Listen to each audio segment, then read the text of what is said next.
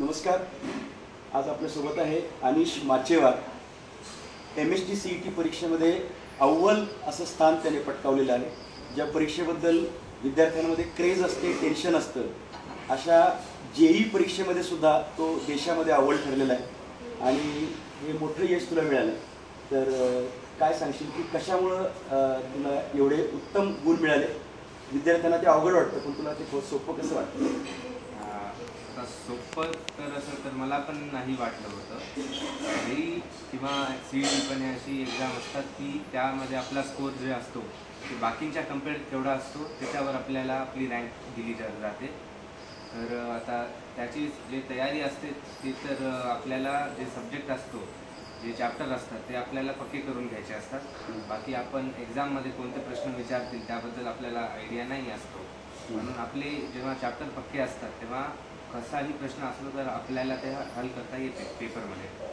तेच असतो की पूर्ण पॉईंट एवढा असतो की बाकीचे आपल्यासोबत जेवढे मुलं तयारी करत आहेत आपल्याला त्यांच्यापेक्षा जास्त किती स्कोर करता येईल एक्झाम त्यावरच असतं. JEE मेन्समध्ये तुझा स्कोर किती आहे? JEE मेन्समध्ये माझा 99.98% होता आणि 372 रँक होती all India rank. All India rank म्हणजे पहिल्या 500मध्ये तू आहेस. पहिल्या 500मध्ये. आणि त्यामुळे आता IIT बॉम्बे तुझं स्वप्न होतं का?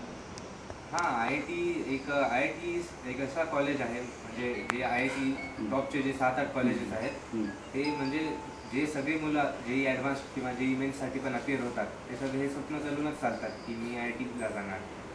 काही फेमस आहेत IIT Bombay, IIT Delhi, IIT Madras हे काही फेमस कॉलेज आहेत. तर हो, सगळ्यांचे स्वप्न असतात की मी कोणत्या एका कॉलेजला जाऊ. तर आज मला ते कॉलेज भेटते. स्वप्न पूर्ण झालं. त्यात टॉपची ब्रांच मिळाली, कम्प्युटर टॉपची ब्रांच मिळाली. आणि MSD CET मध्ये सुद्धा तुला एकूण मार्क्स किती पडले तुला?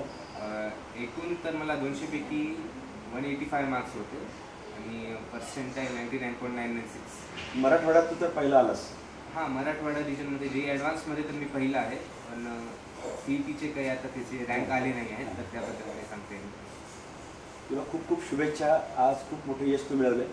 तुझे आईवडील डॉक्टर्स आहेत आणि दोघांनी तुला खूप मार्गदर्शन चांगलं केलेलं आहे. तरी पाहणाऱ्या विद्यार्थ्यांना तू काय सांगशील की आत्ता जे तयारी करतात विद्यार्थी त्यांना तू काय सल्ला देशील? माझी सल्ला तर एवढीच असणार की JEE किंवा CET हे जे कॉम्पिटिटिव्ह एक्झाम आहेत किंवा नीट पण असावं तर त्यासाठी सगळ्यात महत्त्वाचं आपली सेल्फ स्टडी असते. आपण स्वतःला किती आपण समजून घेऊ शकतो ते सगळ्यात महत्त्वाचं असते. त्याच्यावर तुम्ही काम घ्या, त्याला तुम्ही जास्त वेळ द्या तर नक्कीच तुम्हाला जे तुमचे अपेक्षित मार्क आहेत ते तुम्हाला. आणि तुझं स्वप्न काय इथून पुढे? इथून पुढे तर आता बरेच ऑप्शन आहेत. तसं मी आता एक काही ठरवून बसलं नाही आतापर्यंत. एक आता बरेच जण UPSCलाही जातात सिव्हिल सर्व्हिसेसमध्ये. मग IES इंडियन इंजिनिअरिंग सर्व्हिसेस असतात ते पण सिव्हिल सर्व्हिसेससारखे एक ब्रांच असतो वेगळा. किंवा बरेच लोक कॉर्पोरेट वर्ल्डमध्ये जातात आता IIT करून किंवा बरेच लोक स्टार्टअप पण करतात.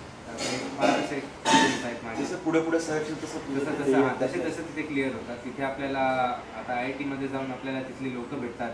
ते कॉलेजचे जे अलमनाय असतात ते आता सध्या प्रत्येक सेक्टरमध्ये टॉपवर काम करत आहेत.